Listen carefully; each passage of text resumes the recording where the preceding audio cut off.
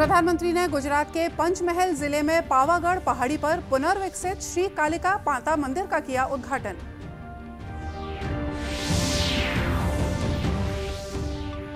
अग्निपथ योजना का छत्तीसगढ़ के युवाओं ने भी किया समर्थन, बताया सरकार की कारगर पहल।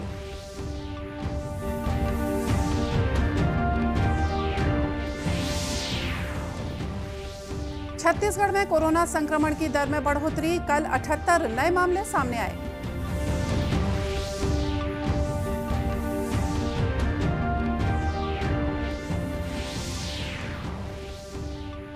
और गरियाबंद के लचकेरा गांव में प्रवासी पक्षियों की हलचल से ग्रामीणों में उत्साह की लहर।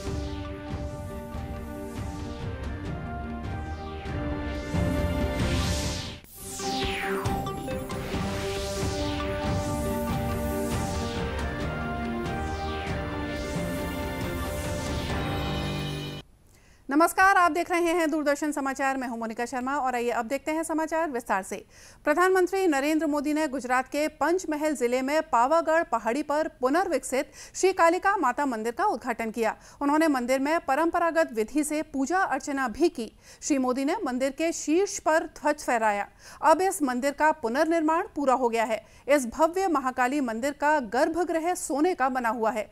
ये इस क्षेत्र का सबसे पुराना मंदिर है और यहाँ बड़ी संख्या में श्रद्धालु आते हैं। इस अवसर पर प्रधानमंत्री ने कहा कि पावागढ़ पहाड़ी पर स्थित मंदिर के शीर्ष पर सदियों बाद फिर से ध्वज फहराया गया है। उन्होंने कहा कि ये ध्वज न केवल हमारे विश्वास और आध्यात्मिकता का प्रतीक है, बल्कि इससे ये भी पता चलता है कि सदियों के परिवर्तन के बावजूद आस्था का शीर्ष शाश्वत रहा है।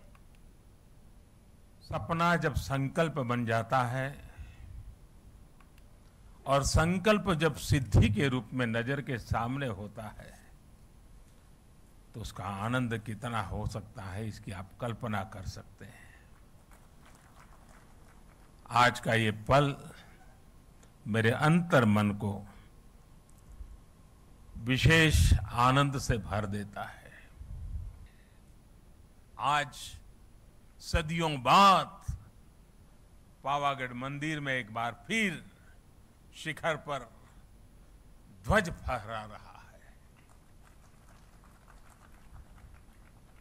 ये शिखर ध्वज केवल हमारी आस्था और आध्यात्म का ही प्रतीक नहीं है। ये शिखर ध्वज इस बात का भी प्रतीक है कि सदियां बदलती हैं, युग बदलते हैं, लेकिन आस्था का शिखर शाश्वत रहता है। आज जो ध्वजा फहराई गई है वो केवल महाकाली मंदिर की ध्वजा नहीं है, बल्कि गुजरात और देश के सांस्कृतिक गौरव की ध्वजा भी है।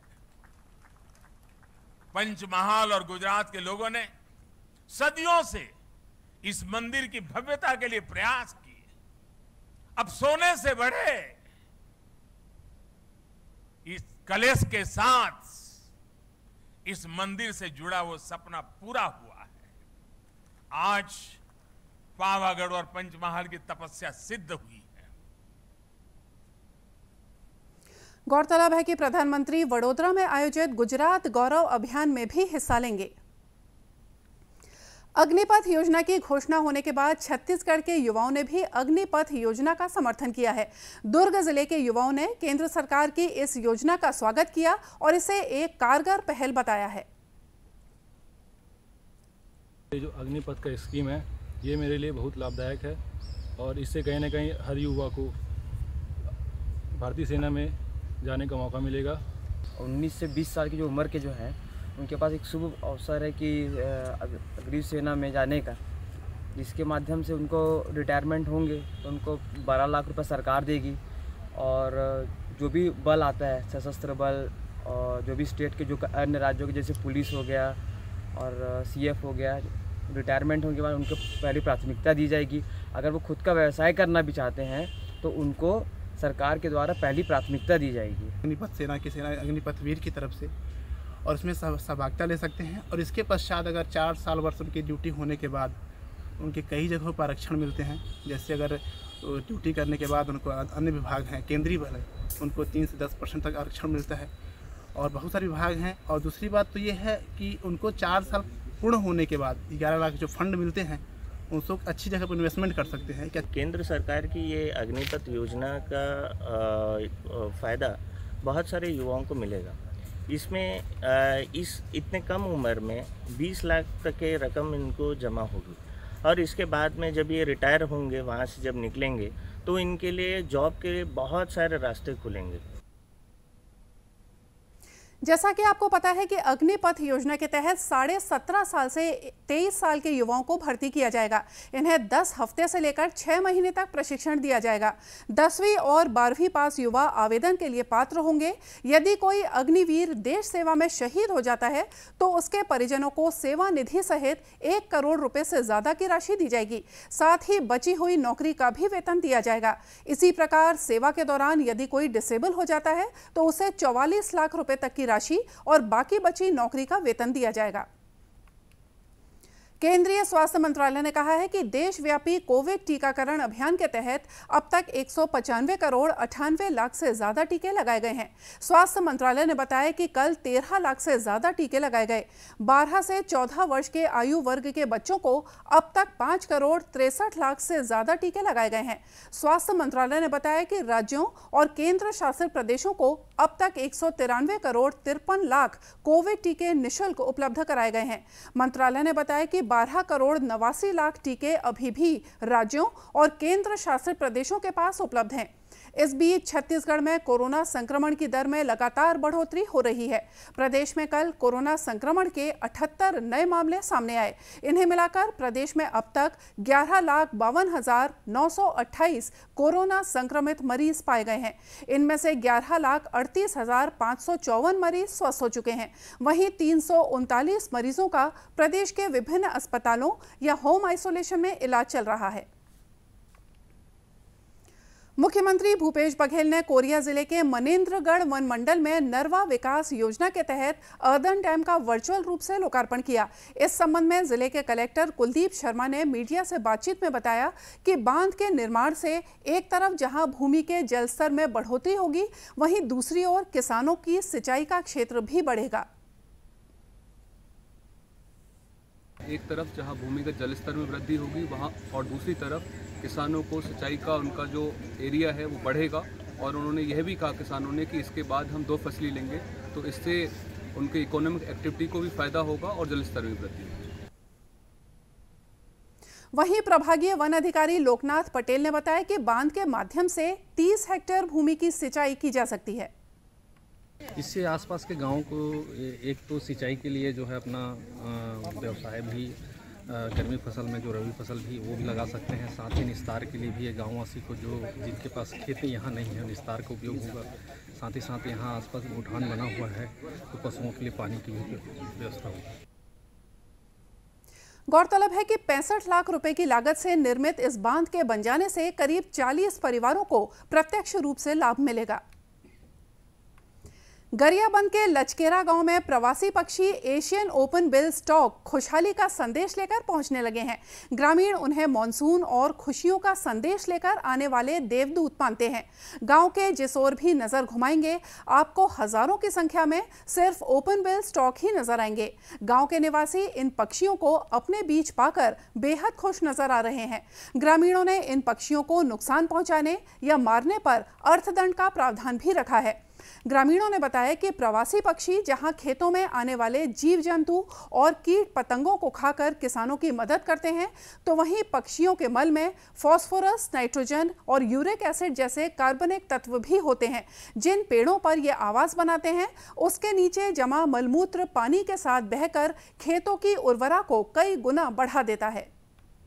पुरखा मन बहुत पुराना से आवत है और पक्षी आते तो हमारे संकेत होते कि मानसून आगे पानी गिरने वाला है, ये हमारा पूरा संकेत देते थे और आते खेती किसानी की तैयारी करथन और भरोसा हम धान भी बोथन गाँव में कि अब मानसून आगे है, बरसात की तैयारी करथन, खेत खार के खानी छानी छप्पर ला सुधारथन और एक आय से हमार खेती बाड़ी की जो फसल है कीट है वो ला मन फसल से हमारा सुरक्षा प्रदान करते और साथ ही एक आय से हमारे गांव में अन्य बीमारी जो है छोटे मोटे वो भी नहीं आए और हमारे मित्र पक्षी है जेकर से हमार गांव ले पहचान के हैं आते साइबेरियन पक्षी है और गांव में कोई भी नुकसान पहुंचाते ओकर लिए हम गांव में नियम रखें गांव वाला कि 1000 रुपया ओकर से अर्थदंड लेथन।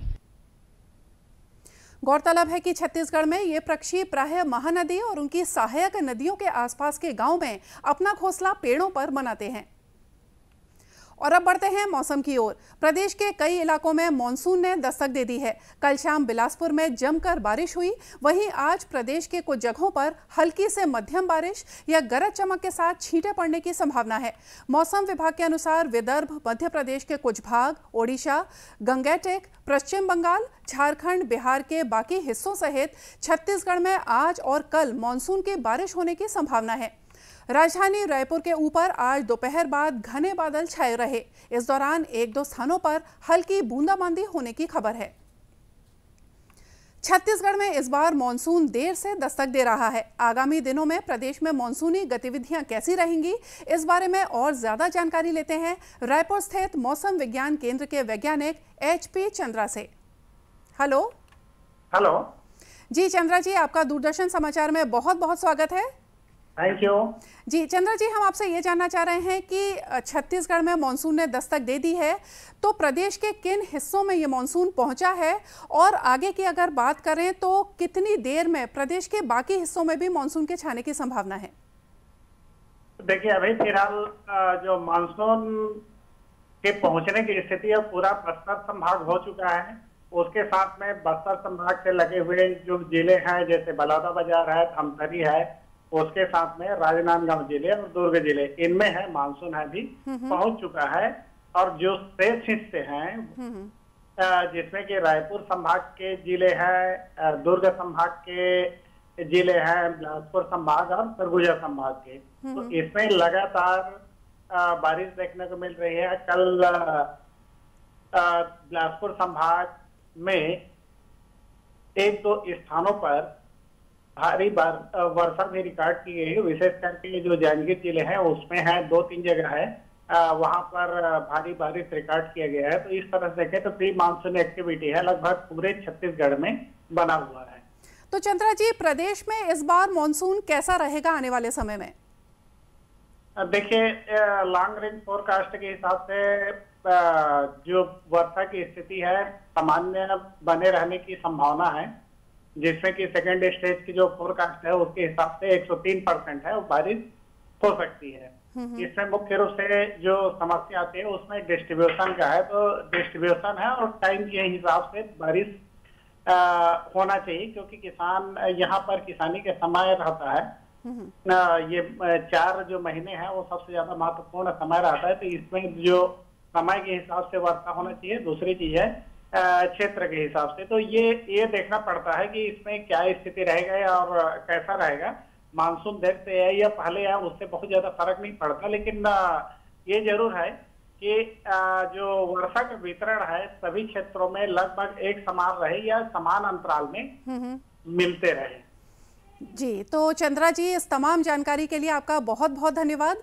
दर्शकों, ये थे मौसम विज्ञान केंद्र के वैज्ञानिक HP चंद्रा, जो हमको प्रदेश में मानसून की जानकारी दे रहे थे। और अब खबरों में आगे बढ़ते हैं, देखते हैं कुछ खबरें जिलों से।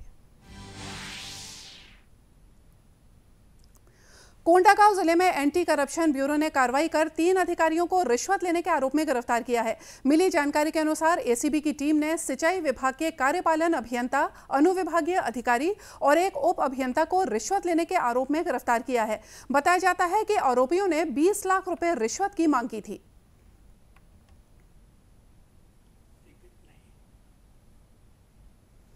केंद्र सरकार द्वारा इस वर्ष 21 जून को आयोजित अंतर्राष्ट्रीय योग दिवस को यादगार बनाने के लिए देश के 75 अलग अलग ऐतिहासिक, पुरातात्विक और पर्यटन स्थलों का चयन किया गया है।